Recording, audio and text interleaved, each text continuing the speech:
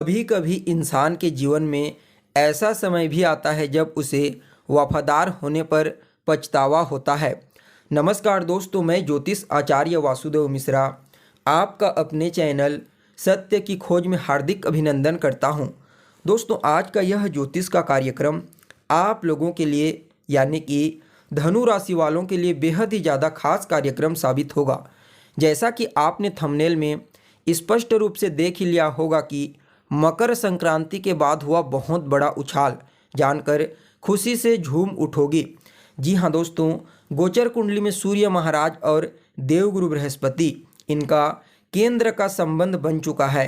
और ज्योतिष शास्त्र में चाहे केंद्र का संबंध हो या फिर नवम पंचम यानी कि त्रिकोण का संबंध, जब भी कोई दो ग्रह जो आपस में नैसर्गिक रूप से मित्र होते हैं, अगर वह नवम पंचम या फिर केंद्रगत संबंध बनाते हैं 1 4 7 10 का, तो यह अत्यंत ही श्रेष्ठ और बेहतरीन परिणाम देने के लिए बाध्य हो जाते हैं दोनों के दोनों ग्रह।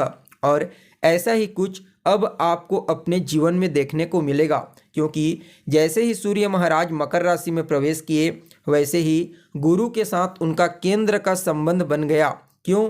क्योंकि वर्तमान समय में देवगुरु बृहस्पति मेष राशि में गोचर कर रहे हैं और मकर राशि से मेष राशि चौथी राशि होती है और मेष राशि से मकर राशि 10वीं राशि होती है। परिणाम स्वरूप सूर्य और गुरु का चौथे 10वें का संबंध, जिसे केंद्र का संबंध कहा जाता है, वह गोचर कुंडली में बन चुका है। परिणाम स्वरूप यह जो कॉम्बिनेशन है आपके जीवन में अत्यंत ही श्रेष्ठ और अद्भुत परिणाम आपको प्रदायक साबित होगी। तो ऐसे में दोस्तों बड़ी स्पष्टता के साथ जानने का प्रयास करेंगे कि किस प्रकार से गुरु और सूर्य आपस में चौथे 10वें का संबंध बना करके आपके जीवन को प्रभावित करेंगे, किन किन क्षेत्रों में आपको विशेष तौर पर लाभ की प्राप्ति होगी, वहीं किन किन बातों का आपको ध्यान रखना है। साथ ही साथ इस कॉम्बिनेशन के प्रभाव को और ज़्यादा बेहतर और श्रेष्ठ परिणाम देने वाला बनाने के लिए क्या उपाय आप कर सकते हैं, ये तमाम प्रकार की जानकारी आज के इस कार्यक्रम में आपको बताएंगे। इसलिए अगर आप भी एक धनु राशि के जातक हैं तो कार्यक्रम को अंत तक देखने का प्रयास कीजिए। और अगर आप अपनी जन्म कुंडली पर हमसे परामर्श लेना चाहते हैं तो डिस्क्रिप्शन बॉक्स में और वीडियो के अंदर आपको व्हाट्सएप नंबर मिल जाएगा, जहां से आप व्हाट्सएप करके अपनी जन्म कुंडली का विस्तार पूर्वक अध्ययन करवा सकते हैं। तो दोस्तों, वैसे तो सूर्य महाराज हर 30 दिन में अपना राशि परिवर्तन करते हैं और एक साल में कम से कम 4 या 5 बार तो गुरु के साथ केंद्रगत संबंध बना ही लेते हैं। लेकिन दोस्तों, जब मकर राशि में सूर्य होते हैं और इस समयावधि में शनिदेव बलवान है और कहीं से गुरु के साथ सूर्य का केंद्र का संबंध बन जाता है, तो यह अन्य केंद्र के संबंधों से सबसे श्रेष्ठ और उत्तम परिणाम देने वाला माना जाता है। इसलिए हर चीज को समझने का प्रयास कीजिए। देखिए, सबसे पहले अभी वर्तमान समय में देवगुरु बृहस्पति आपकी कुंडली के पंचम भाव में गोचर कर रहे हैं और शनिदेव का गोचर आपके तीसरे भाव में यानी कि पराक्रम भाव में हो रहा है।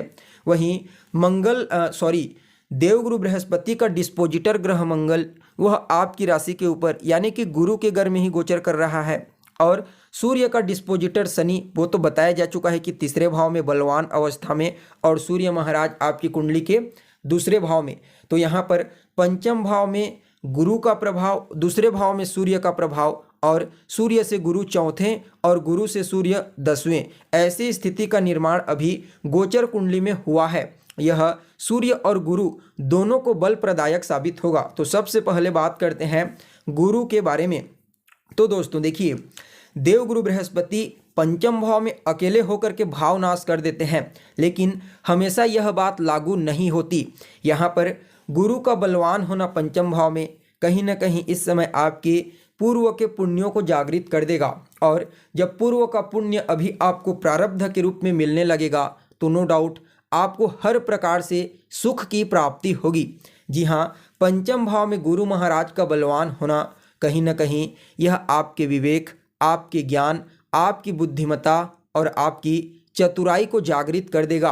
परिणाम स्वरूप कोई भी डिसीजन आप लेंगे, यहाँ पर एक और बात का ध्यान रखना है कि जब हम कोई डिसीजन लेते हैं, फैसला लेते हैं, तो इसमें मूल रूप से हमारा व्यक्तित्व, हमारा ज्ञान और हमारा विवेक, ये 3 चीज कार्य करता है। और इन तीनों के ऊपर अभी गुरु महाराज का प्रभाव देखने को मिलेगा। तो नो डाउट आप इस समय कोई भी फैसला करेंगे, समझ जाइए उस फैसले से आपको लाभ की प्राप्ति होगी। देवगुरु बृहस्पति का पंचम भाव में गोचर करना आपकी बुद्धिमत्ता चतुराई का तो विकास करेगा ही करेगा, साथ में संतान को लेकर के जो टेंशन और तनाव अभी तक आपके मन में बनी हुई थी, समझ जाइए उस टेंशन से भी आपको मुक्ति मिलेगी।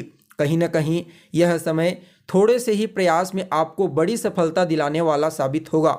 और अगर लव लाइफ के दृष्टिकोण से देखा जाए तो भी इस समय को अत्यंत ही श्रेष्ठ कहा जा सकता है। अगर आप किसी के साथ रिलेशनशिप में हैं तो समझ जाइए इस समय बॉन्डिंग और ज़्यादा मजबूत होगी। वहीं यह समय आपके भाग्य को मजबूत बना देगा।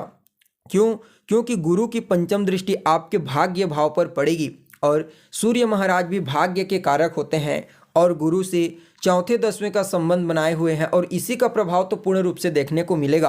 परिणाम स्वरूप सूर्य और गुरु ये दोनों के दोनों आपके भाग्य को जागृत कर देंगे और जब आपका भाग्य जागृत हो जाएगा, नो डाउट आप जो भी कार्य करेंगे वहाँ पर आपको सफलता की प्राप्ति होगी।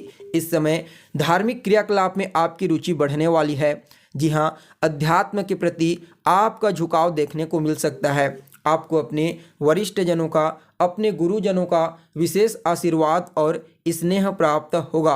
कहीं ना कहीं यह समय आपके जो पिता हैं उनके साथ भी आपके तालमेल को बेहतर बनाएंगे, उनका सपोर्ट आपको प्राप्त होगा। देखिए गुरु का प्रभाव पंचम भाव, नवम भाव और आपके व्यक्तित्व के ऊपर तो होगा ही होगा, नो डाउट। इसके अलावा गुरु चतुर्थ भाव के भी स्वामी बनते हैं। परिणाम स्वरूप इस समय आपके सुखों में वृद्धि कर देंगे। क्योंकि यहाँ पर एक राजयोग का निर्माण करके गोचर कर रहे हैं, तो इस राजयोग का प्रभाव भी आपको काफ़ी बेहतरीन तरीका से देखने को मिलेगा, जिसे केंद्र त्रिकोण राजयोग कहा जाता है। तो ऐसे में इस समय आप अपनी बुद्धिमत्ता, अपनी चतुराई, भाग्य, पुरुषार्थ और अपने व्यक्तित्व के दम पर लगभग सभी प्रकार की सुख सुविधाओं को हासिल करने में बड़ी आसानी से सक्षम होंगे। माता के साथ आपके तालमेल बेहतर होंगे। माता की सेहत में कोई समस्या थी तो वह समस्या दूर होगी। देखिए यहाँ पर शनिदेव आपके तीसरे भाव में आपको पराक्रमी बनाएंगे, मेहनती बनाएंगे और आप इस समय पुरुषार्थ करेंगे तो भाग्य भाव पर शनिदेव की दृष्टि का पड़ना, हालांकि यह अपने शत्रु के घर को दृष्टिगोचर करेंगे, लेकिन गुरु की दृष्टि और सूर्य का बलवान होना और सूर्य और गुरु के बीच में ही शनिदेव का होना, कहीं ना कहीं इन सारे चीज़ों को अगर आप मिला करके देखेंगे तो शनि का जो नेगेटिव इफेक्ट है वह ज़्यादा आपको प्रभावित नहीं करेगा। क्योंकि यहाँ पर गुरु और सूर्य का जो पॉजिटिव इफेक्ट है वह शनिदेव के नकारात्मक प्रभाव को कम करने में काफ़ी हद तक सक्षम होंगे। यहाँ पर गुरु और सूर्य की कृपा से आपको अपने जीवन में हर प्रकार से सफलता की प्राप्ति होगी, नए अवसर की प्राप्ति होने वाली है। क्योंकि यहाँ पर आपके दूसरे भाव में सूर्य का प्रभाव रहेगा तो धन की चाहत आपके अंदर देखने को मिलेगी। आप इस समय धन को जोड़ने का प्रयास करेंगी और गुरु की दृष्टि आपके भाग्य भाव पर पड़ेगी और आपका जो छठे भाव का डिस्पोजिटर ग्रह होता है, आपके दसम भाव का जो डिस्पोजिटर ग्रह होता है मूल रूप से वह तो शनि ही माना जाता है। तो शनि अभी आपके पुरुषार्थ के घर में, आपके पराक्रम के घर में आपको पराक्रमी पुरुषार्थी बनाएंगे।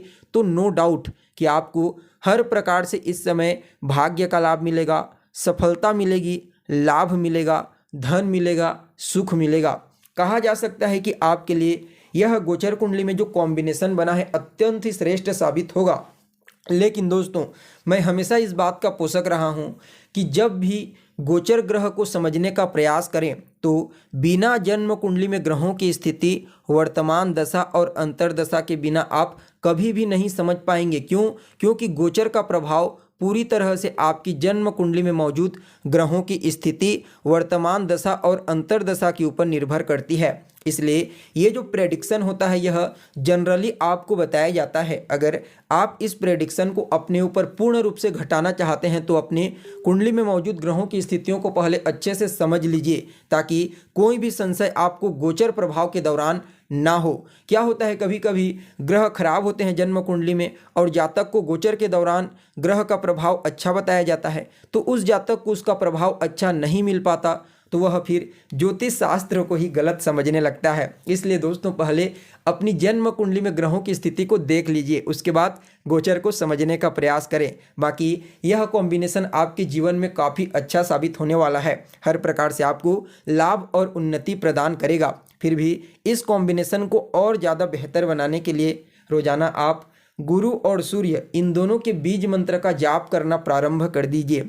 आपको सूर्य भगवान को जल देने वाले लोटे में एक लाल रंग का पुष्प डाल करके उन्हें अर्घ्य प्रदान करना है और गुरुवार और शुक्रवार के दिन गाय को हरा चारा खिलाएं। ये छोटे छोटे उपाय आपके लिए इस कॉम्बिनेशन को और ज़्यादा बेहतर बना देंगे। तो दोस्तों कैसी लगी आपको जानकारी, कमेंट करके बताइए। फिर मिलते हैं एक नए और ताज़ा एपिसोड में, तब तक के लिए नमस्कार।